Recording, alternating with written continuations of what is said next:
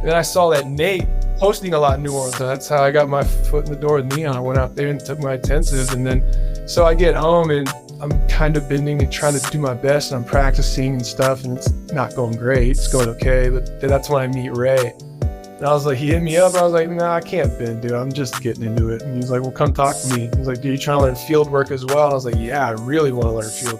Hit it off with him. And because, work would come my way to be like, hey, look, just hold my hand on this. I'll like split it with you, whatever. Because we learned early on we benefit more working with each other.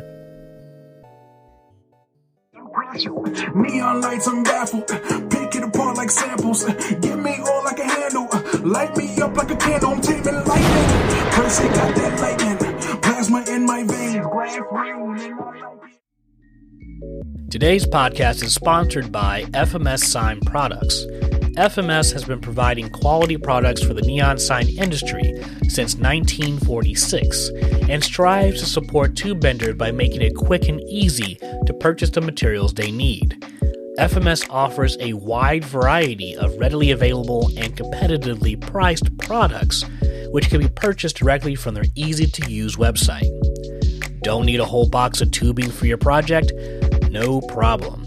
FMS can ship partial boxes and mix and match colors and sizes as needed. Shipping is secure and easy anywhere in the nation. Check out their website at fmsneon.com to see the full line of products and see how easy it is to have all your neon supplies shipped directly to your door. Again, visit fmsneon.com. That's fmsneon.com for all your neon needs, and use the promo code LIGHTNING at checkout to save 10% off your first order. Now back to the podcast.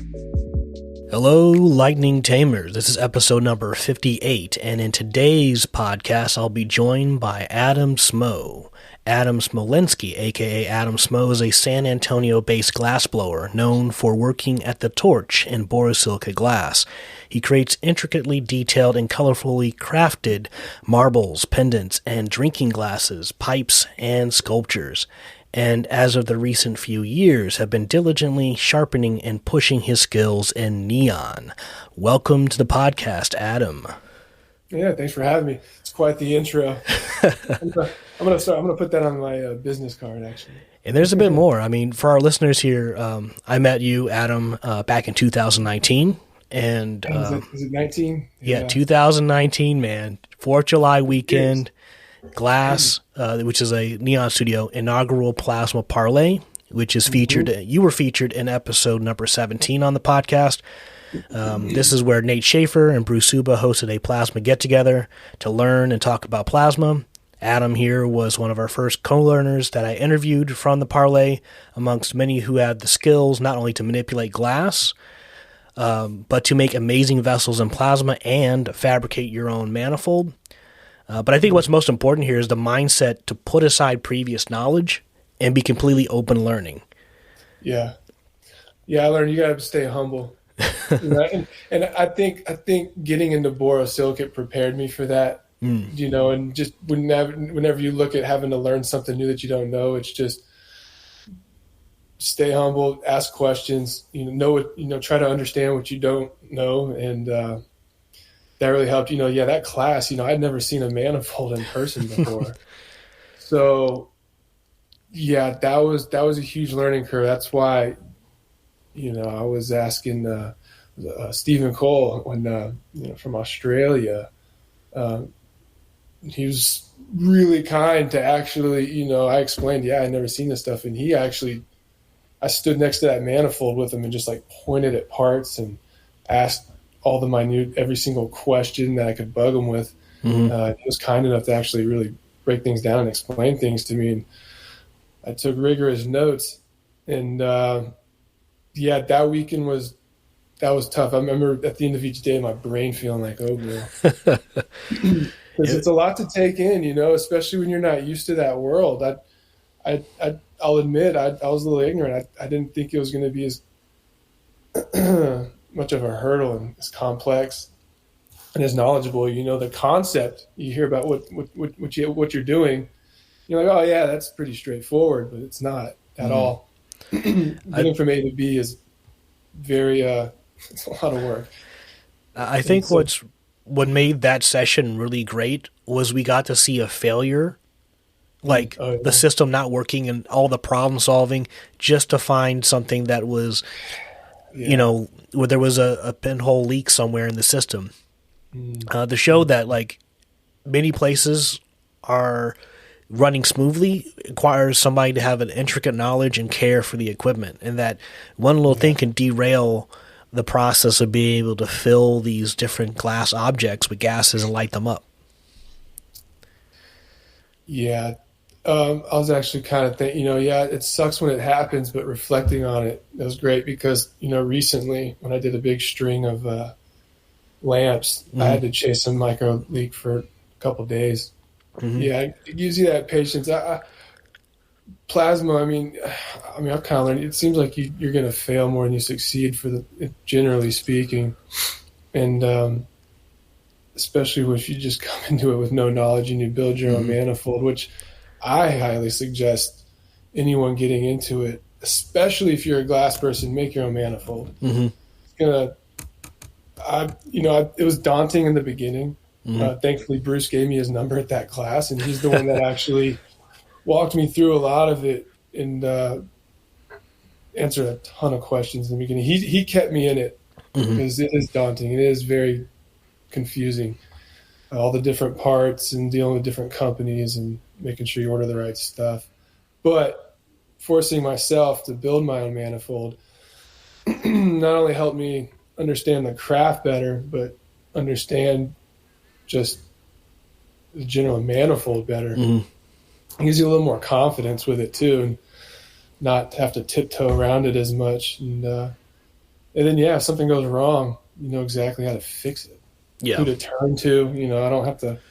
I know where each part came from, and thankfully, since I'm a glass worker, I'm able to repair the body of my manifold or any of the compression fittings. But I suggest that with anyone, because especially nowadays, I'm worried for the future when it comes to parts and materials. So I'd say learn how to fix and build stuff. Otherwise, it's going to be real difficult being a neon person. Especially, I think our generation's okay because it's like we can still bug these older guys a little bit, and we can still acquire their equipment. And that's why anytime I find a shop closing, I'm trying to buy the hell out of their glass. That's the first thing. Do you have any glass? Do you have any glass? And I just, even if I don't have the money for it, I just spend the money and just stockpile because I am kind of nervous for the future. And so the younger generation, I think, is going to have it a little bit tougher. But so I would say learn to build, to fix, and that's going to take you far instead of just buying stuff outright. And it's going to save you a lot of money. A lot of this gear, it's built to last. It might look rough, but if you know how to clean it up and fix a few things and swap a couple parts out, you can save a whole lot of money and become that much more knowledgeable at your craft, Yeah, craft is a very important part of that, right? So I used to get a little frustrated by that term because because the way it's been used in the context of art and fine art is to exclude in the same variability that fine art does the exclusion. Craft, to me, if you look at it, is an inherent understanding of your material and how to manipulate it. To be the craft of glass as a neon bender, which includes knowledge of the processing, so bombarding, means that you must also have craft in understanding how your machinery works, who to take it to when you can't fix it, and how to repair and keep it working and running. And I've observed that no matter what, you're going to have sort of these different groupings of people, and what I see for the most part is a lot of us are practitioners, meaning we know how to do the thing with the thing, but not how to fix the problem that happens in the process. So a lot of times I'm consulting with different shops who they have their equipment, but they don't know how to fix certain problems that happen with it. And they'll kind of do things that kind of make permanent changes to the manifold where it would need a more deeper repair. I think what's great is that people are seeing from having this generation, I think that knowledge is coming from our our past generation and current like contemporary mentors is saying that understand as much as you can about this because it's going to be so much better for you in the long run. Yeah. I do think it comes a little naturally though, you know. I think you do have people that they just want to bend some glass, charge it up, you know, see it light up. And then you got the guys that want to bend and really learn stuff. And like, I think it, you know, natural, like you didn't really have to tell me to learn how to fix this stuff. Like just getting into neon and learning and just like, it's just part of it. You know, it's like all these old, you see what they do and it's like, yeah, you know, you see all the crazy different setups and I don't think there's an original manifold out there for some of these old guys. Oh no. They're all Frankensteined and repaired and, you know, because hell, they all got them as hand-me-downs or they bought them from companies that no longer exist. So, you know, I think with any type of craft where you work with your hands, you learn to repair your tools and those are part of the tricks that you learn. It's not just working with your medium, but it's understanding your tools all the way down to how to fix them yourself. That is being a craftsman. You know, and you know, everyone has their own weird definition between art and craftsmanship and not, you know, it's, I mean, look, you know, if someone brings something into my shop, you need to fix it. It takes your craftsman expertise to repair that and know what to do. That's just being a craftsman. You know, I don't think that part's art, but you know, but you know, some stuff I make is just more being a craftsman and being able to offer my knowledge, and then some stuff I make is just being able to flex what I know and make something cool. You know, it looks cool. You know, I guess that's more art, and I guess that's kind of how more I look at it. Yeah, but I think naturally though, in the end, any real craftsman is going to learn all of it naturally. Yeah. Now, I want to make a comment here about your journey from meeting you in 2019 till today. Is like wild. I mean, I'm happy to see you strive and see you thrive in the medium of glass and in the glow of neon, man. Thank you. And I think there's a lot of people who are interested in this, and some of them have a big ambition and drive to jump in. And so I kind of want to talk about what it was like to start working in glass and what got you working with glass in the beginning. So where did you begin when you started to get this interest in glass? So in the very beginning, like with Boro? Yeah. Well, I was 25, so I'm 36 now. So it's been 11 and a half years. You know, I originally had an interest when I was in high school, just, you know, just quite frankly being a little high school stoner, you know, you like pipes and stuff. But it was, you know, you look at this stuff and like, man, this is really cool. And, you know, the info wasn't out there, you know, YouTube wasn't around, you know, and it was still kind of an era when a lot of those guys kept stuff to themselves. And, you know, I grew up in Houston, so there wasn't anyone really doing that. I couldn't find. I remember I ordered a VHS of like how to make pipes and stuff. I remember watching, I was just like, man, it's so cool just how you can work glass and what they, you know, how they apply it and shape it. And I tried looking for materials and I couldn't figure it out, so I just wrote it off, man. And then later down the road, when I was like 25, I was living in Austin, had a buddy in San Antonio that was playing with it. He had gotten into pipes and stuff, and I would kind of go visit there from time to time. And I don't know, I really liked it and enjoyed it. And, you know, the pipe market is lucrative once you can kind of, you know, make some production stuff. And, you know, I was in Austin, I was doing audio engineering stuff, studio engineering, and I was also an evening manager at a cookie delivery place. Okay. And then I also had a vending machine company that I started. My father owned a company growing up, vending machines, so I just knew that world and had access to cheap machines. So I started a route. I built up a route in Austin. Okay. And I don't know, man. You know, the audio engineering thing was hard. Being studio engineering, I wasn't doing the live stuff. I really like making albums and mixing and mastering, but I don't know. In Austin, I couldn't really figure out how to make that work, you know, and make and then I was still kind of seeing glass, and I was kind of just lost, dude in his mid-20s, and I was like, man, I got this vending route, it can get me by. I'm just going to quit my job. I'm going to go head to San Antonio, live with my friend, and just play with glass, I guess.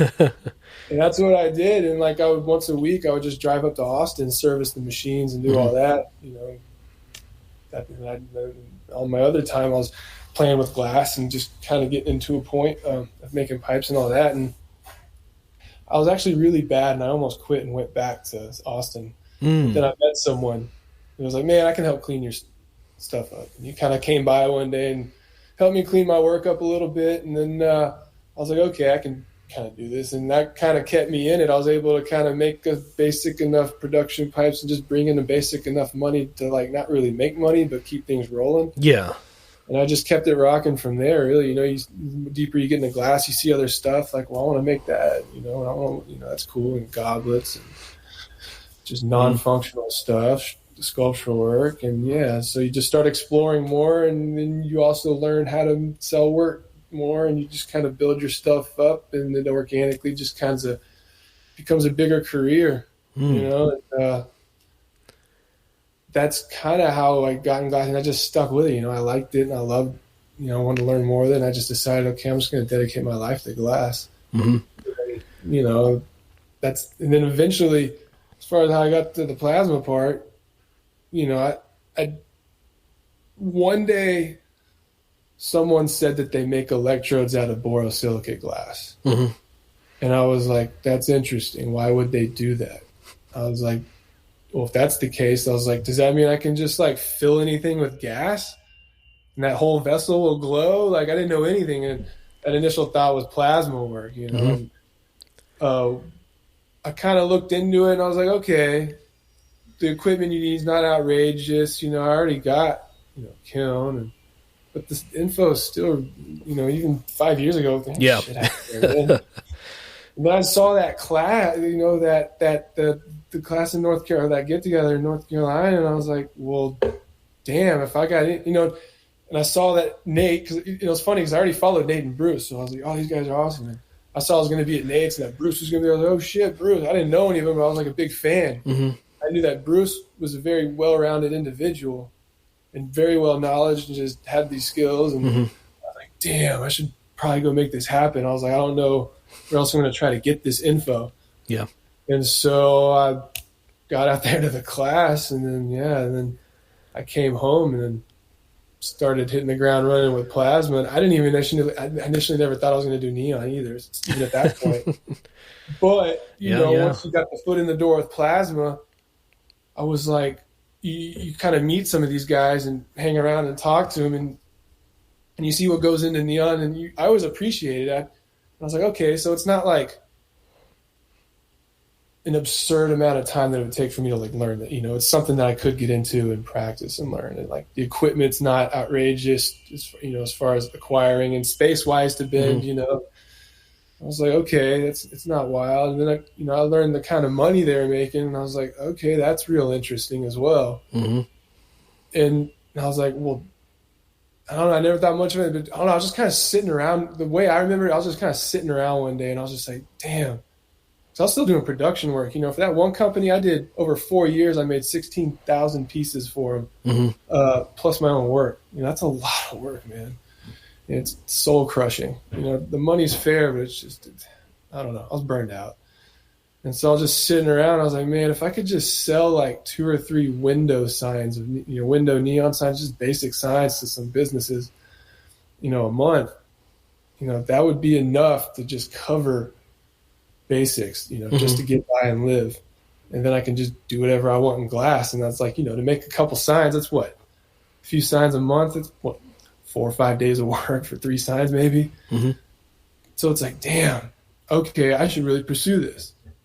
And then I saw that Nate had been setting up in New Orleans. Okay. Or I saw you posting a lot in New Orleans. I was like, what's up with this guy? Why is he always down in New Orleans? Why is he playing with neon? So I called him. I was like, what's up, man? Are you like setting up a shop? Or are you just doing a lot of work there? He's like, yeah, I opened up this shop. I was like, well, shit, man, you're like within a reasonable driving distance from me now.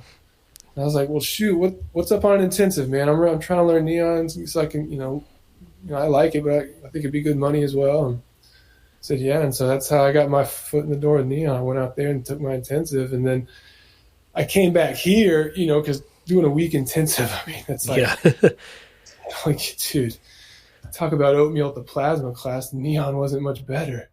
That was after Texas just had a natural disaster, and then I had a wizard boy. with the freeze and all that. I'm showing up haggard as hell, sleeping on the floor of the shop for a week, trying to learn all I can. And, so I get home and I'm kind of bending and trying to do my best, and I'm practicing and stuff, and it's not going great. It's going okay. But then that's when I meet Ray.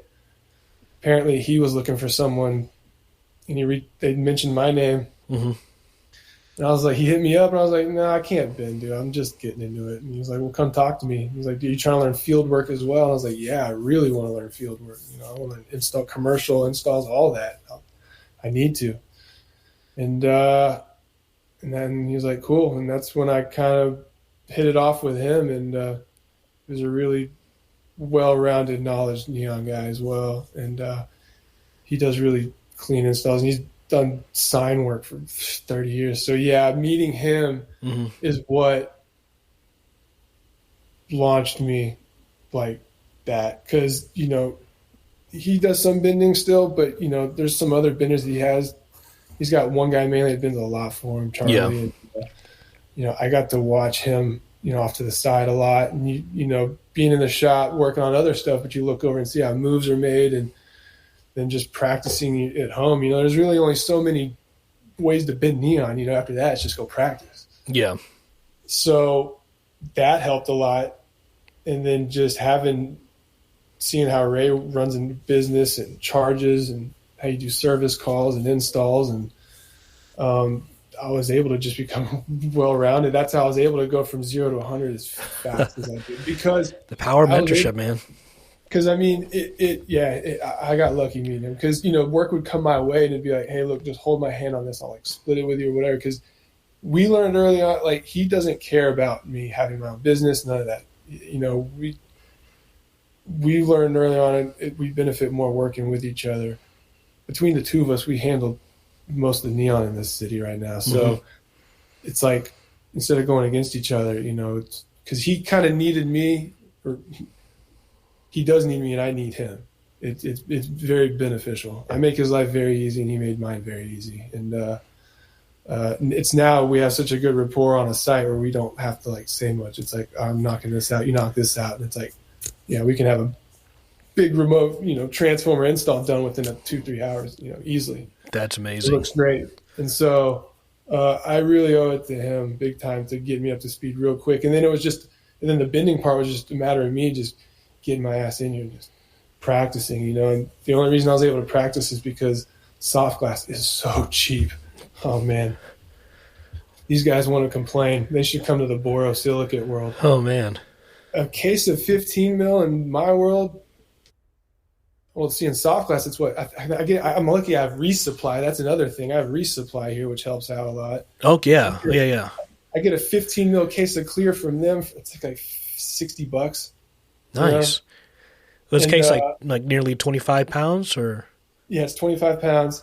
And I think if I were to get that same case in Boro, you're talking probably hundreds. I don't know, 800, 900, somewhere around that. Granted, I kind of forget. They range because it depends on weight as well. Mm-hmm. But and how many fit in the box. But yeah, it's outrageous. So the fact that I could spend $60 and I used to bring the wheelbarrow in the shop and then just take it out to the dumpster and dump it out. So that's how I got caught up on bending, and just I knew just with other glass work, I was able to have the patience. Not to say I didn't get very frustrated, and there's all kinds of yelling going on. But yeah, I know what you're talking about there, man. yeah. But I stuck with it just because as long as I saw minute progression, it didn't have to be much. As long as a little bit, then I was cool, man. And, that 0.001% improvement. Yeah. So my path getting into glass all the way to here everything was very organic. I never really forced much of it, I mean, there was some thoughts here and there. Okay, well, I'm gonna go learn this, but yeah, you know, it all happened very organically, and I'm lucky to have just met the people that I've met, and you know, you included, you know, and you've helped me out. You know, there's been times where I've asked you questions, and you know, in your podcast and stuff, and listen to other people talk and hearing their stuff and what they got to say. You know, I've learned all kinds of stuff. So you know, it's I think, yeah, just like anything else, you know, if you got a passion for it, I think you end up really enjoying something, and you're able to have patience to learn, you know, you just kind of stick with it. You know, you get to a certain point where it's like swimming deep in the ocean, man. It doesn't really matter how deep the water is, just kind of just keep swimming, you know, you get somewhere eventually. And that's kind of what happened with me. Yeah, there was a point where I was kind of questioning a lot of it because it's you know, just spending money. I wasn't getting anywhere, but you know, I stuck with it, and I mean, dude, yeah, I got a whole company. You know, it forced me to. I was getting so much business with neon. It finally forced me to start my LLC and just make a company. Yeah, I mean, like whole glass business. I mean, that's it. You know, I've been kind of floating under the radar as a glass guy because I've just been kind of getting by for the past decade. But yeah, it's forced me to get on the grid, man. I mean, that's how good neon's been to me, and that it's afforded me a whole new life. You know, it's plasma as well. So yeah, it's been an interesting journey. Yeah, there was some questions someone had asked about on the neon and plasma art for beginners. Someone was asking about, well, they're selling some neon signs, or was curious about insurance, LLC, and these different things. And I spoke with them a little bit, saying that, you know, depends on where you're selling. If you're selling to the museum has its own set of like liability concerns, and then they're the people you talk to. But in terms of like LLC, like yourself, I made Taming Lightning an LLC after I partnered with Global Rare Gases. Yeah. And that was because I knew I was getting so much money coming in from the few sales I was getting. I can't have that go into my own bank account. It has to be something separate.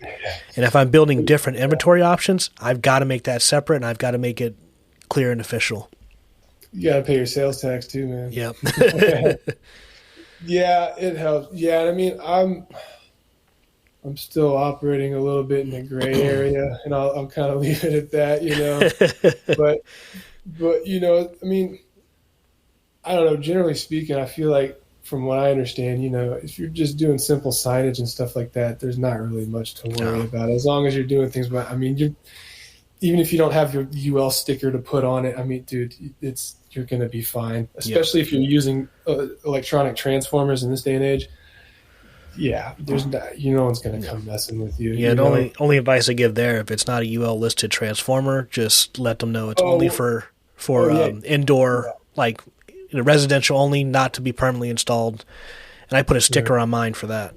Well, I do use UL parts. I just don't have a UL, shop sticker to put on my signs, Yeah. But no, I do use the appropriate boots and caps and GTO. I use a thick silicone GTO, and I use appropriate transform.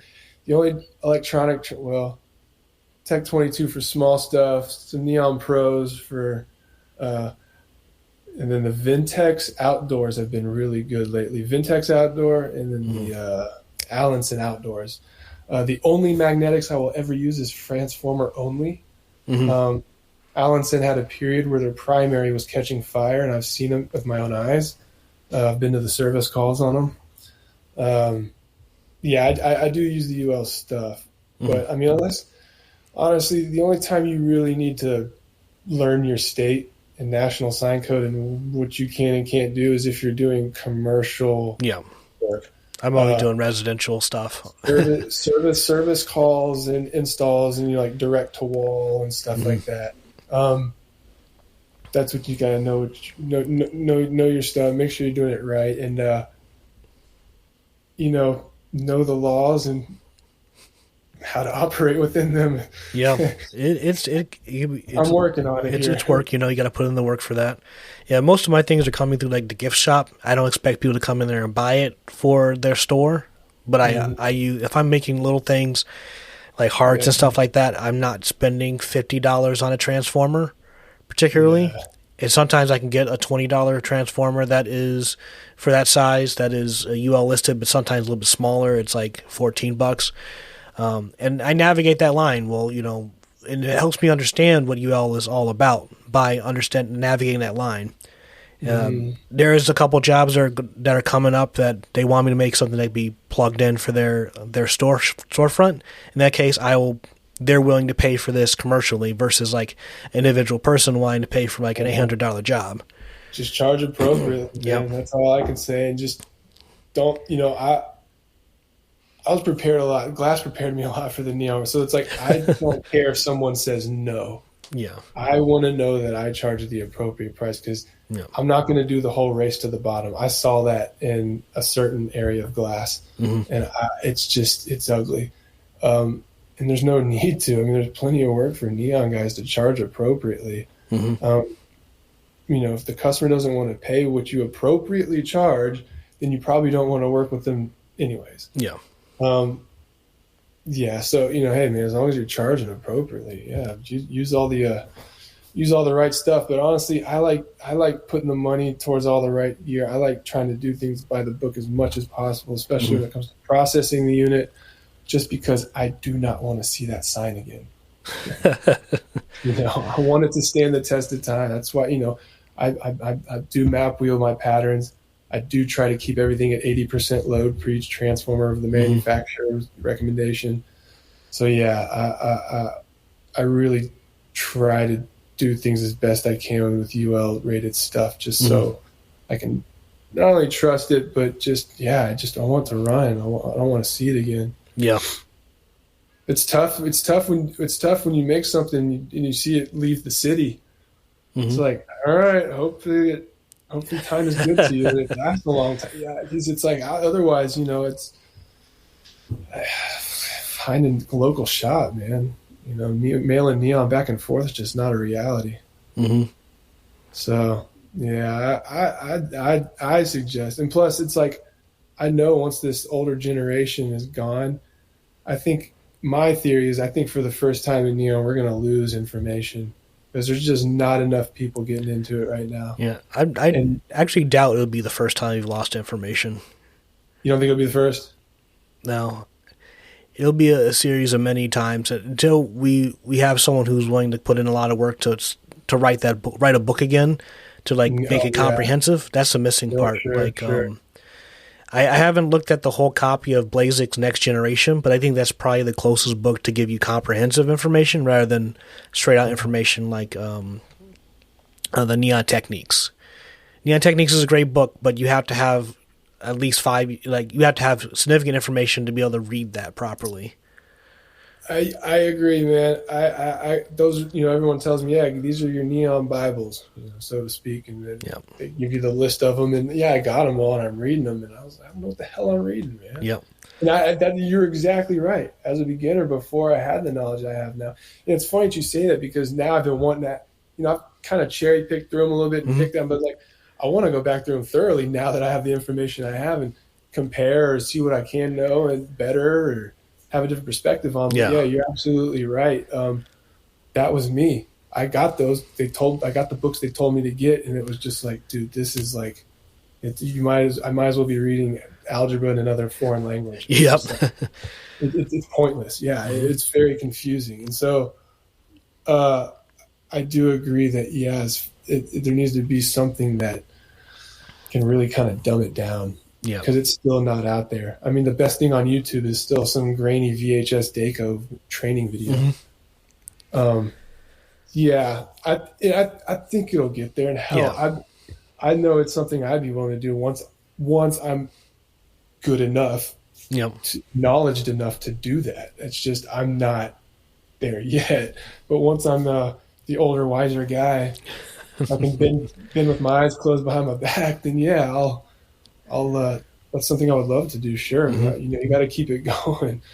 And I think it'll get done. There's people motivated like you, and it's exciting to see the people in our generation get into it because they are highly motivated and eager about it. And they don't have the viewpoint that I think a lot of the older guys do, where it's just a job. Yeah. Which is fine. I get it. It was, but we're in a period now where we need people to be a little more excited about it. Yeah. Because there's not enough. Yeah. And I mentioned that because I go back to Blazek because it was one of the few resources to help me understand the gas and air requirements for different pieces of equipment, just so I can understand, like, all right, I need to get this blower if I want to separate this from a larger blower system for a set of crossfires, whether it's a 5-point or a knife edge. And that gave me enough guidance to go, okay, if I want to outfit a school, I would need this much. And and that kind of, like, those type of numbers help me, like, piece things together. They even have a set in, I guess I need to order this book today. I need to call them up before it doesn't get printed out anymore. Order this book because there's information there how to lay out a shop for whether you're an independent shop or you lay out a shop for a school. And that information's there, which is great. It's about, like, knowing it's there, reading it, and then kind of seeing how to transpose that to your situation. Yeah, it's pretty vague. I think, there needs to be a modern, like, someone needs to, like, you know, go through the shop and just be like, yo, this is how I built my bench. You know, here's my bench. There's the propane manifold underneath there going to 2 fires. So you can just hook up 1 propane tank if you want. It's like, here's how I did it with modern supplies, and here's how much it'll cost. And, like, someone needs to do that one day as far as, like, building a personal shop from beginning to end, which would actually be kind of fun if, you know, if I ever do that again from scratch, maybe I'll document the whole thing, just, you know, put on YouTube for people. Because, something like that needs to be out there for free. Because at this point, man, we don't, there needs to be more free information to get people into it. Putting people through a little course and then sending them out on their own with no info out there is not going to, it's not sustainable. It's not going to keep people in it. That's why most people are just going to quit like they always do. Yeah. Or it's a commitment thing. It's a commitment thing. Everything you will, that you want to do has to take a sacrifice. To make it harsh, I say you kill the person that was standing before you who would not go forward. And you are now that person that is going forward on doing these things. And it seems crazy because it's like, you want to make up all those different things that you want to say for why you won't do it. They're 100% valid as the same information that tells you that you can and want to do something. And just stepping forward, you don't have to make the leaps. You don't have to do long jumps every time you make a step. You have to just take small steps and get there. As long as it's a little progression, as long as it's a little bit. And I think the reality is people are going to have to realize getting into it now that most likely you're not going to be in a situation like all previous generations did where they got someone hanging over their shoulder regularly.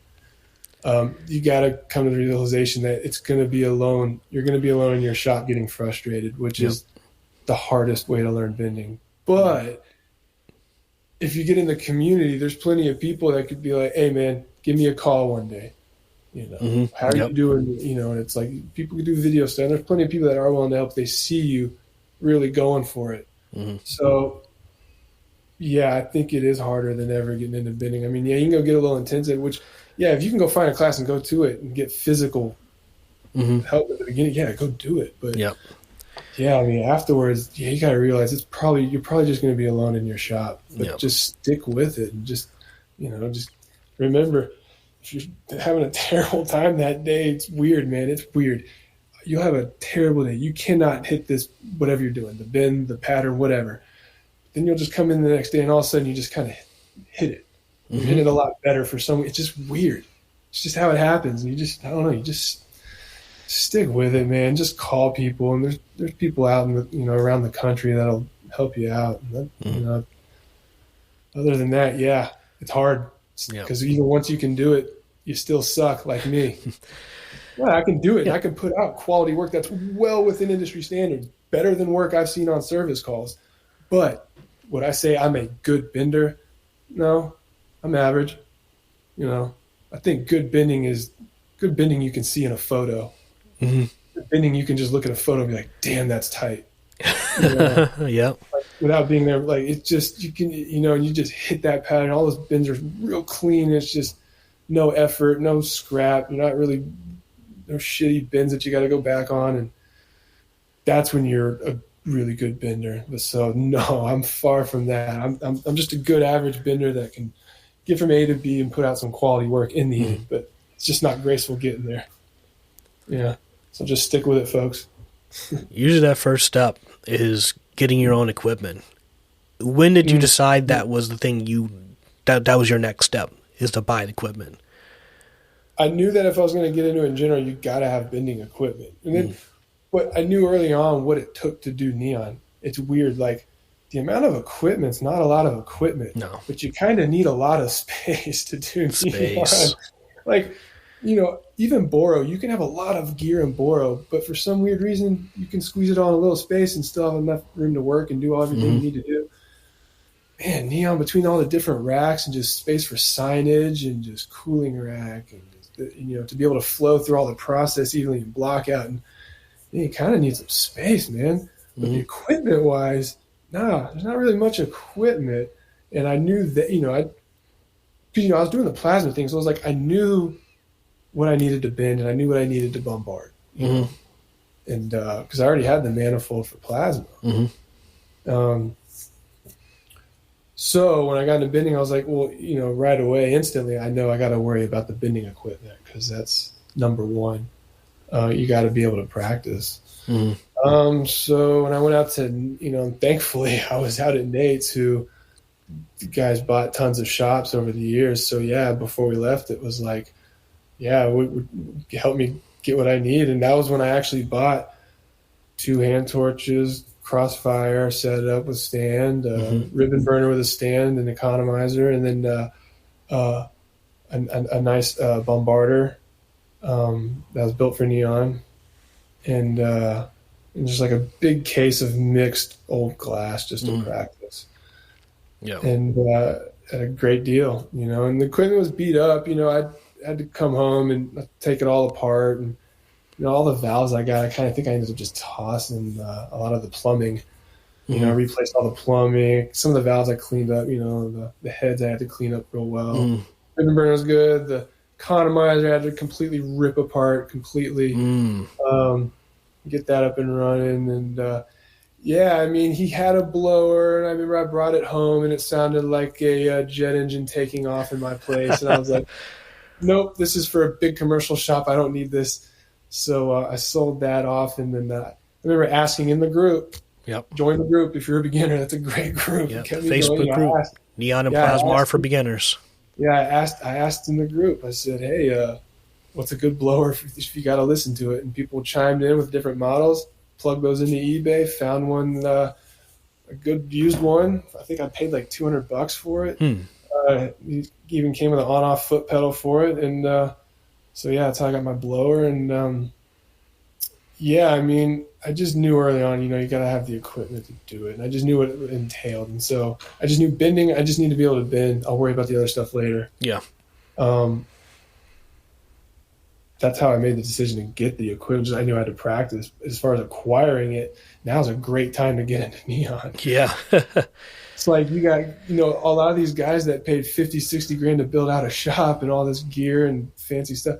You can get a whole entire shop, 3-4 grand. Yeah. I see it every other week now, every other week. And I mean a whole shop. Yeah. Sarah Beth Post really just bought pretty much everything for like $2,000. Yeah. I saw good start and everything. I saw one the other day. It was $1,000.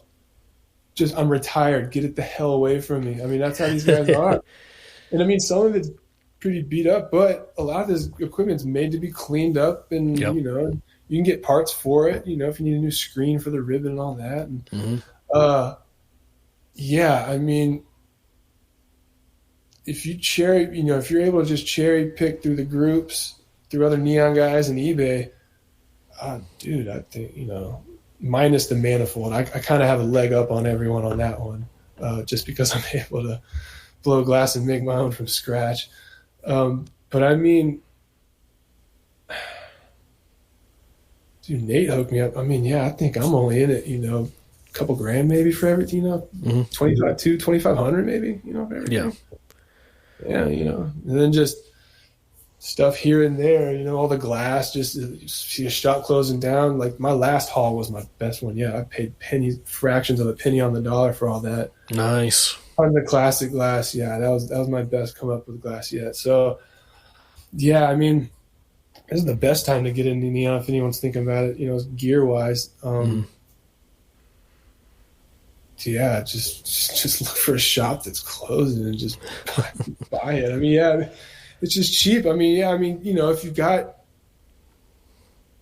4 or 5, you know, 4, 5, 6 grand to spare, you can get into neon. Mm-hmm. You know, you can find someone's gear for 2 to 4 grand, like we just said, then spare an extra grand or two just to build out a bench top and just their plumbing and small parts and tools. And it's like, and I mean, that's not just to like get going. I mean, that's like everything you fucking need. It's like, it's crazy how like, if you have the skills to do it, that's such a small investment to literally have an instant career. I mean, you know, luckily I'm in a city where there's not really, you know, many benders, but unless you're like in Los Angeles or some of these hotspot cities, even there, it's like you could still find the work. It's out there.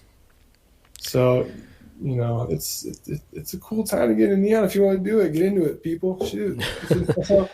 It's affordable more than ever. The knowledge is out there. You know, you're just gonna have to earn it a little more. But you know, it's weird. You may not be able to find anything in person, but the knowledge is easier out there. It's like reversed of how it used to be. Yeah. It's weird. But it's like you can learn it from your home now. And it's like there are people that have pulled it off with like completely learning on their own at home with no hands-on instruction, just from talking to people elsewhere. And it's impressive. And it's like I said, you know, there's only so many bins. There's only so much to learn. Otherwise, it's just practice. It's the most unforgiving medium. I've done a lot of different forms of glass. This one's the most unforgiving form yet. You get one shot at the bend and you can't clean it up. Yeah, it's one of those mediums where if you're bending the glass, just because you practice your bends in a neutral position doesn't mean that your pattern you're following will always give you a neutral hand position. It is a 4-dimensional puzzle. When, where, how, and what. Yeah, that was something I had to learn very quick as far as breaking a lot of glasses. I bent myself into a lot of corners. You learn how to unroute. Yeah, you learn which bins to skip. You learn all your closing bins.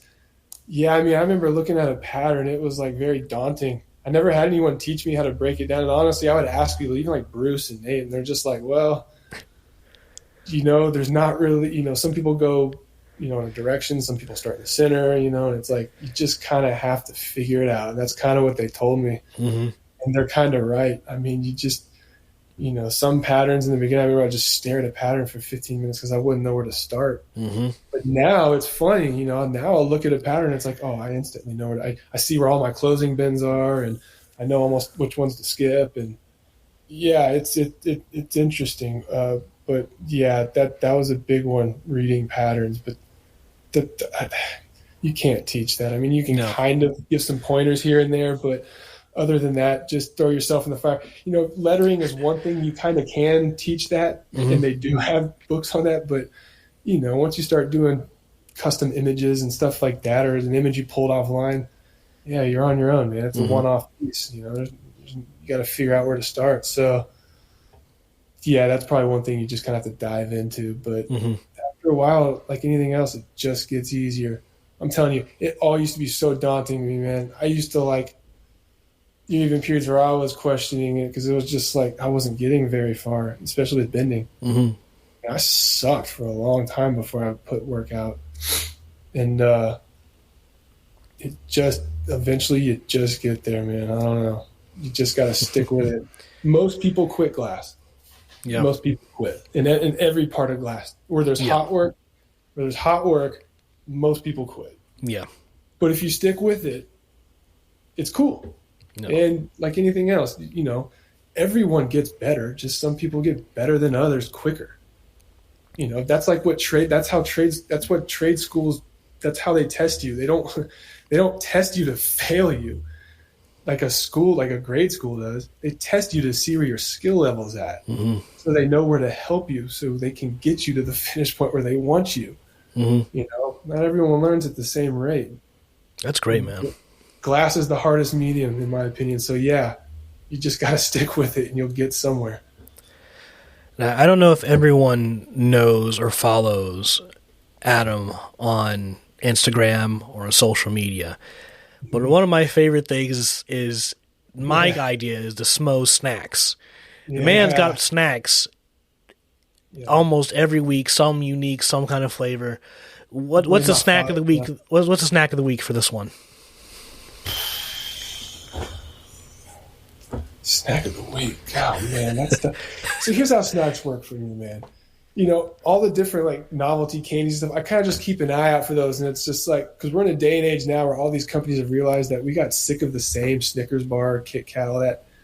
Yeah, so now they like that when they put out this new flavor or this new novelty, that or soda. Yeah, we love it. We try it. And so anytime I see it, I just grab it and try that. You know, my regular snacks though, man, I've always been a big chips and salsa guy. That's a pretty regular staple around here. And believe it or not, quite contrary to what you see, I actually eat really pretty damn healthy. You know, and those snacks, I usually just take a bite or two and throw it in the pantry. And if I don't like it, I'll just kind of toss it, you know, and say, oh, yeah. Try that. You know, chips and salsa, actually a lot of fruit. I do a lot of mandarins and bananas, but it's like, I don't know, I'm trying to think if there's a snack. Oh, dude, I've been hooked on these Nutella biscuit cookies lately. Oh, okay. That's kind of the new one that's been my jam as far as just, you know, what's been kind of my indulgent snack lately. That's not a regular one. Yeah, these Nutella biscuit cookies that have just come out. They're in a bag and they are dangerous. It's like a hard biscuit with Nutella filling. So yeah, but no, I do eat really healthy. But yeah, I think my thing for snacks came from my father. You know, he owned a vending company. That's the key. And growing up, these distributors, you know, they'd come by, you know, to build a relationship with the father and all that, but they'd drop off these huge drawstring bags full of all these obscure snacks, you know, from these different mom and pop, you know, Uncle Ray's, you know, seasoned pork rinds, you know, and so it's like, yeah, he used to just kick those down to me or bring them home and stuff. And so, yeah, I think my love for trying just obscure snacks and the different came out of that. So, yeah. But no, this week or this month seems to be the Nutella. Nice.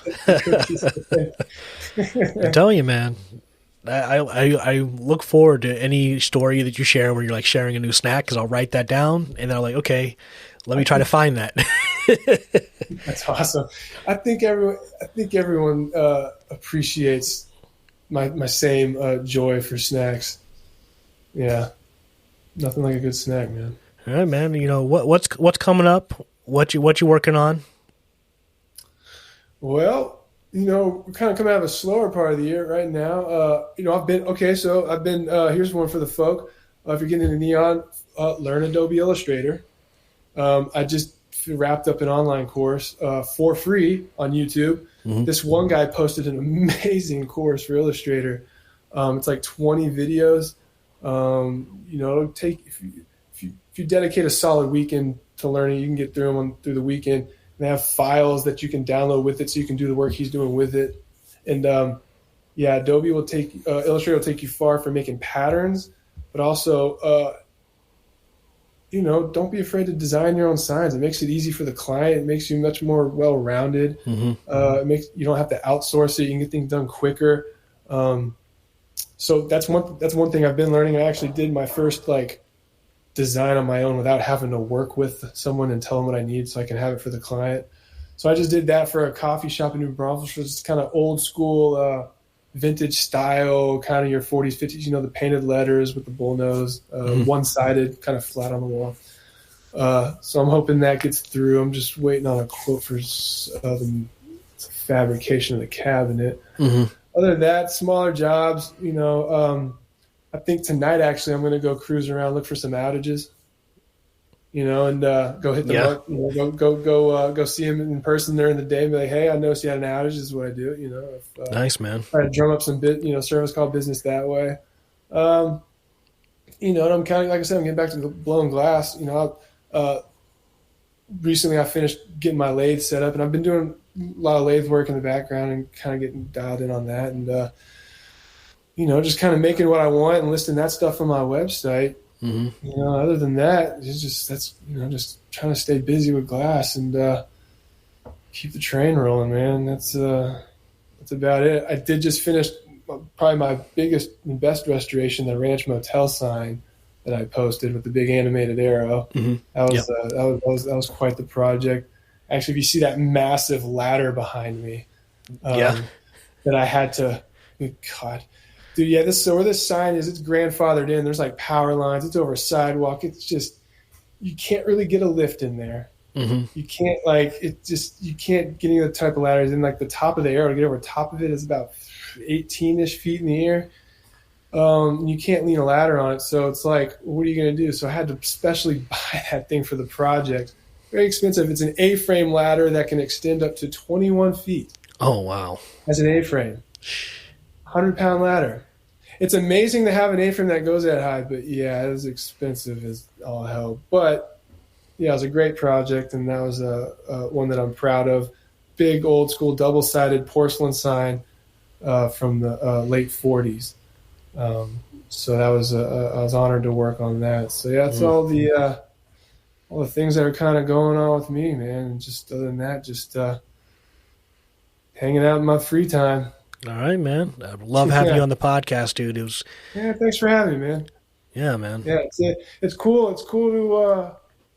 Yeah, it's wild when you say 2019 to reflect on the journey, man. Yeah, I mean, it's just wild to like where I'm at now. It's like, shit, I can give advice on neon and plasma now. Like, I got a whole business running, like commercial work. It's just, it's a trip, and I'm in it for life, and I know you are too. So I'm looking forward to what the future holds for both of us, man. Yes, sir. Thank you, man. Yeah.